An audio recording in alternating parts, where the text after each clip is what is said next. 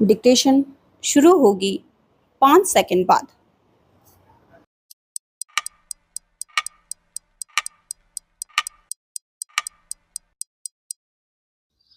Start.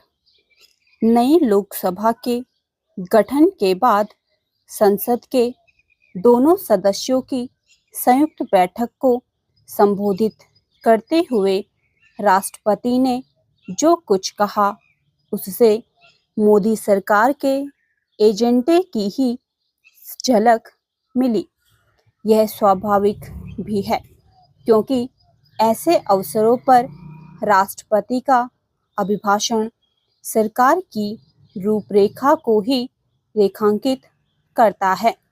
भले ही प्रधानमंत्री मोदी गठबंधन सरकार का नेतृत्व कर रहे हों, लेकिन राष्ट्रपति के अभिभाषण से यही स्पष्ट होता है कि यह सरकार पहले की तरह ही कार्य करेगी और उन कामों को पूरा करने पर विशेष ध्यान देगी जिनका उल्लेख प्रधानमंत्री पिछले कुछ समय से लगातार करते आ रहे हैं। इन सब के बाद भी वह इसकी अनदेखी नहीं कर सकते कि अपने तीसरे कार्यकाल में उन्हें संसद के भीतर और बाहर विपक्ष के तीखे तेवरों का सामना करना पड़ेगा। इसका एक बड़ा कारण उसके संख्या बल में वृद्धि होना है। संख्या बल में वृद्धि के चलते विपक्ष को जहां लोकसभा में नेता प्रतिपक्ष का पद हासिल हुआ है, वहीं दूसरी ओर उसका मनोबल भी बढ़ा है। बीते 3-4 दिनों में संसद में जो कुछ हुआ उससे विपक्ष के बढ़े हुए मनोबल का ही पता चलता है। विपक्ष का उत्साहित होना स्वाभाविक है, लेकिन उचित यह होगा कि वह विरोध के लिए विरोध वाले रवैये का परित्याग करे। इसके स्थान पर उसे रचनात्मक विरोध का परिचय देना होगा। दुर्भाग्य से फिलहाल इसके आसार कम ही हैं और इसका संकेत राष्ट्रपति के अभिभाषण में कुछ बिंदुओं पर विपक्षी नेताओं की अनावश्यक आपत्ति से मिलता है।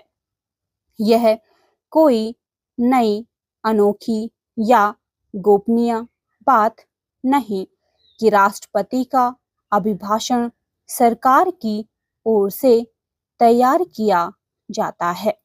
आखिर ऐसे में यह कहने का क्या मतलब है कि उनका अभिभाषण तो सरकारी भाषण है?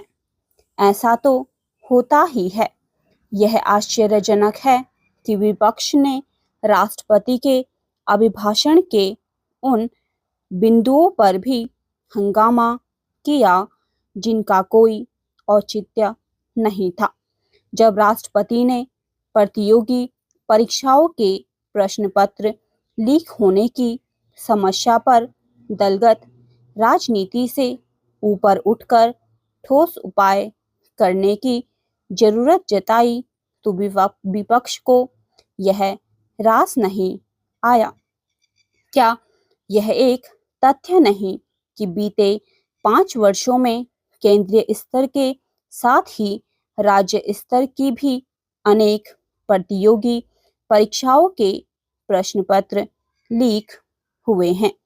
विपक्ष तब भी आपे से बाहर होता हुआ दिखा जब राष्ट्रपति ने अपने अभिभाषण में आपातकाल के काले कारनामों को याद किया।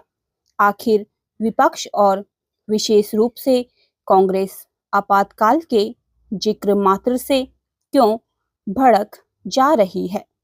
कांग्रेस नेता आपातकाल का उल्लेख भर किए जाने से जिस तरह बिदक रहे हैं उससे तो यही साबित कर रहे हैं कि आपातकाल का स्मरण किया जाना क्यों आवश्यक है। यह हैरानी ही नहीं, चिंता का भी विषय है कि कांग्रेस को आपातकाल के स्मरण पर भी आपत्ति है। बेहतर होगा कि सरकार का विरोध करते समय विपक्ष तनिक तार्किक रवैया अपनाए। स्टॉप।